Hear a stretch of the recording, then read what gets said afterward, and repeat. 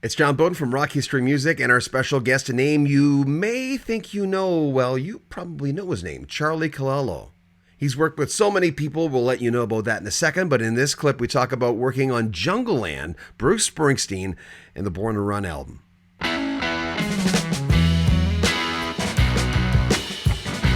His nickname in the industry was the Hitman. Charlie Calello is a legendary American arranger, conductor, and producer whose career has been marked by incredible versatility and innovation. Born August 24th, 1938 in Newark, New Jersey, he began as a bassist and quickly established himself as a skilled arranger. Calello was a key member of the Four Seasons Inner Circle, crafting their iconic sound with arrangements for hits like Dawn and Let's Hang On, and many others. Calello had over 100 Billboard chart records, 38 of which have been in the top 20. He's worked and recorded with the likes of Barbra Streisand on tunes like My Heart Belongs to Me, Frank Sinatra, Neil Diamond's Sweet Caroline, Bruce Springsteen's Jungleland, Laura Nero's second album, the highly acclaimed Eli, and the 13th Confession.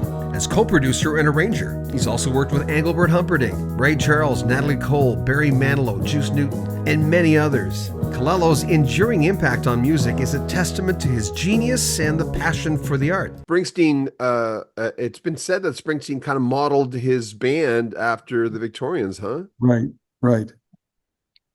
And when I worked with him, I didn't know that. And I was not part of the band when he saw it, but they were still doing all the arrangements that I had written. Mm-hmm. And I don't know if he even knows that today. Because after I recorded him, I never spoke to him again. I went What, to with see him. Springsteen? Yeah. I You did went to see, Jungleland, right? yeah. I went to see him at the Bottom Line. Um, and he was, he was an amazing entertainer. And plus the fact that he's Bruce Springsteen, talent, talented, great songwriter, and he filled a niche. What did you think of Jungleland when you first heard it? What's funny, Mickey Eichner was the head of A&R at Columbia Records at that time, and he called me. He says, "I just signed this kid from New Jersey." He says he wants to put strings on his record. He says, "Could you go to the record plant and meet him?" So I went there, and uh, Jimmy Iovine was the second engineer.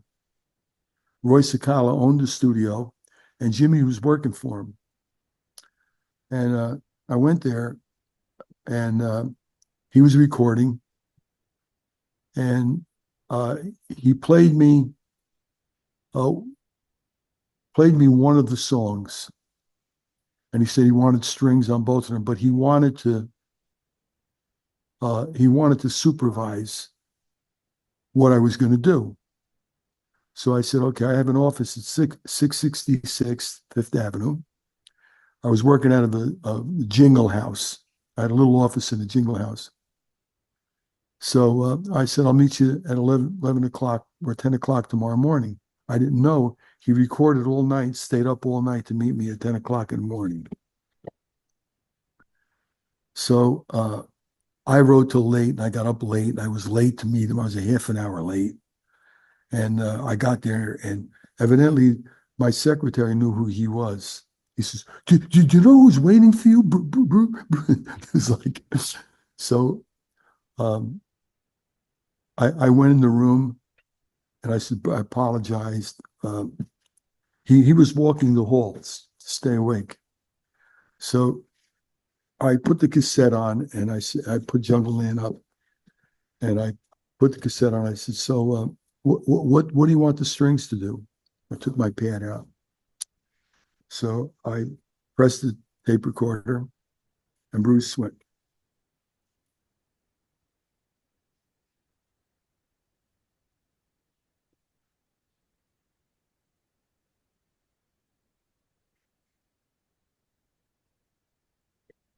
I said, what are you hearing? He said, well, just start it again. Now this is how long the meeting took. Played it again.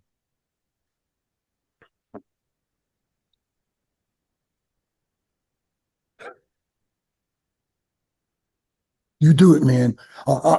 We require. I'll see you tomorrow. And he left.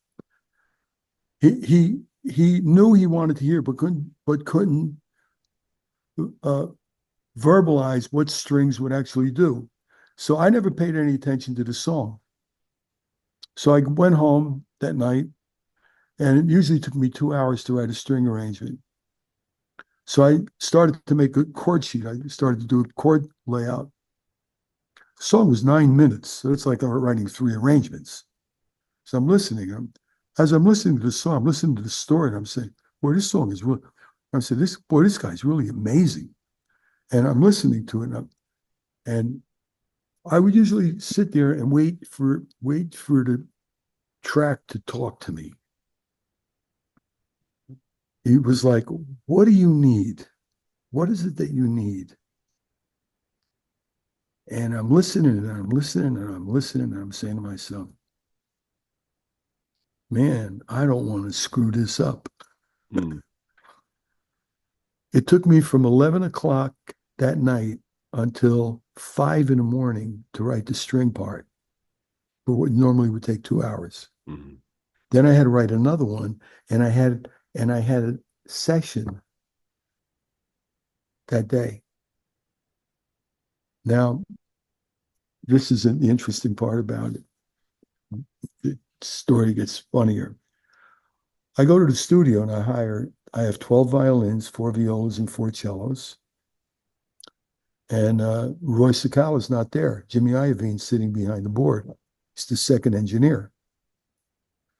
So he puts the tape up. I make a tape. I make a copy of the arrangement. Bruce is standing in the studio, watching and listening to the strings.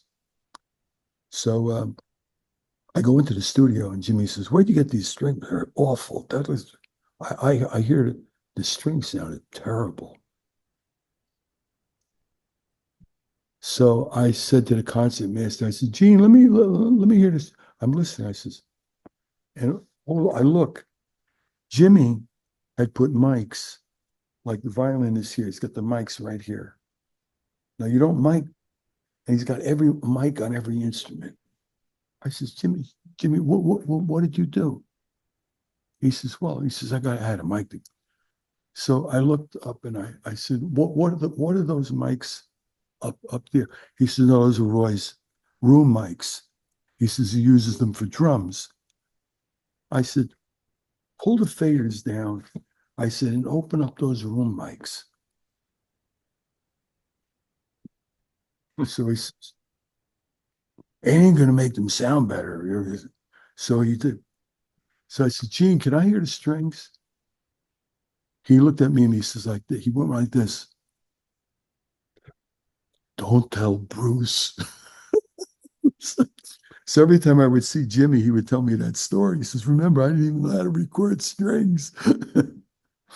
Hey, he's a billionaire today. Well, one of the things about uh, putting your money on a table to go buy a record is there was a motivating factor.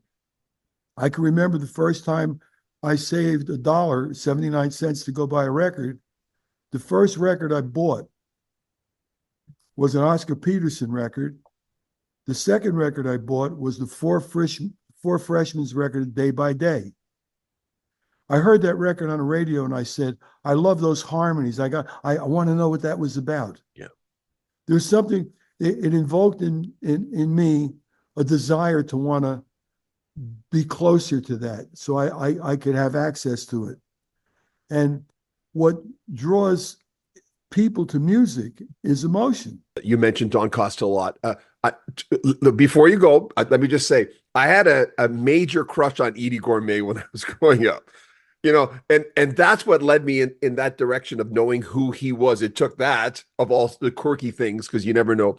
Tell me about, he really influenced you, right? Tremendously. When when um, when I was a kid, I had a cousin that was a singer. His name was Sonny Calello, and he was on a television show on PBX Channel 13 in New Jersey or New York, and it was called the Ted Steele Show. And Don Costa was the guitar player on it. And he recorded my cousin Sonny. Now, Don wrote the Sinatra and Strings record, and that was my first introduction to Don Costa. It was in the 60s when I bought that record and I listened to it. I must have listened to it 100 times. And what what was great about listening to Don was Don not only wrote everything that I liked, but he made chills run up and down my body. And as I got to know his style, I got to know that what made his writing was there was an honesty that came from his emotional connection with the music. I was driving my car, and I'll never forget this experience. I was driving my car down Ferry Street in Newark, and I don't remember where I was going, but Tony Bennett's record, If I Rule the World, came on. I heard that introduction, and I knew Don wrote it. I'm listening to the record. I got so emotionally taken back, I had to pull the car over to the side. I couldn't drive, could not drive. The ending of the record, I had tears in my eyes when I heard the end of the record, the way he wrote it. And I said, God, if I could only ever write like that. And I found out that what made Don Costa was his heart. And when they talk about AI, you may be able to write a Charlie Calello arrangement through AI, but you ain't never going to get my heart. Yeah. Because the emotional impact that comes from a person being able to translate that emotion into music to get a reaction, that's priceless. I remember being backstage at a Tony Bennett concert, and it was halftime. I'm saying this for he came up to me, said, "Nice to meet you." And he said, "How was the sound? Was it okay? Do you guys hear me okay?" And my wife and I are looking at each other, it's freaking Tony Bennett, man. What is it with performers of that era? I was surprised by that. Like the fact that Tony Bennett would ask me. One of the things you have to take into consideration with any of us that did this, and a lot of people don't understand this. Did you see the Charlie Parker movie that was produced by Clint Eastwood? Yeah. Remember the scene where he throws the saxophone at the window, the glass? What happened? What happened in his brain? The musicians are looking at each other saying, I just heard genius. I just heard what God, if God played saxophone, this is what he would have played. Was in essence their reaction. To him, it didn't reach the pinnacle of what he wanted, and he was so frustrated he threw the saxophone, he didn't want to play anymore. Now, imagine Don Costa being insecure about writing something. Now, I'm going to translate. Another one of my favorite arrangers was Nelson Riddle. I split the stage with him once. I wrote 2 arrangements for the Share Foundation while I was in LA. He was conducting the orchestra. And I said to the contractor, I said, any chance I can meet Nelson? He said, yeah, he saw your name. He wants to meet you. I said, he wants to meet me? So he was playing his Frank Sinatra medley. And I'm listening. I'm like a kid in a candy store listening. Oh my God, I grew up with this. It's amazing music. So he puts my arrangements up. And surprisingly, I'm listening. I don't sound like Nelson Riddle, but it was the same quality. And and it was like, oh wow, this is amazing. Now, I never consider myself to be an arranger. I consider myself to be a record maker. So I go up to Nelson and I said, I walked up, I said, Nelson, I said, it's really an honor to meet you.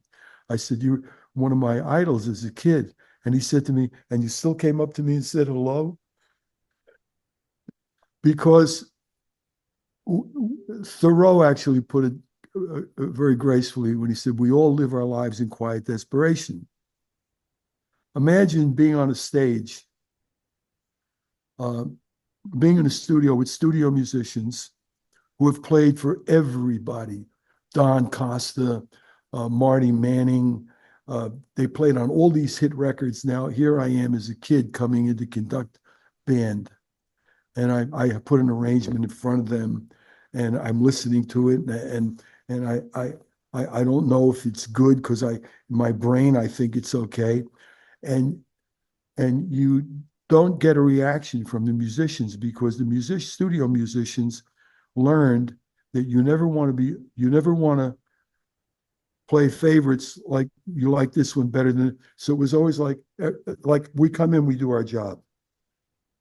So you never really know how your music is stacking up against your peers. So we would always, many of us would walk into the studio being terribly insecure. We'd leave the studio saying, "Boy, did we do a good job?" And go home and really think about the 4 bad notes that you wrote in the arrangement. You may have written like 3,000 notes and 4 of them or 5 of them were wrong. How could you do that? And in the meantime, people are saying, "Boy, do you hear that? Boy, what a great arrangement." And you're centering on the negative. Remember, if you want to help the channel, you want to donate, we'd appreciate that. There's a PayPal link at the very top of the description. You can also join our Patreon. You'll get early access to our videos or buy some swag, a t-shirt, a sweatshirt, a coat, a cap with our logo on it. Be part of our team. And remember to subscribe to our channel, share our videos, comment on them, and like them. I'm John Bowden. This is Rocky Street Music. Take care, and thanks for watching.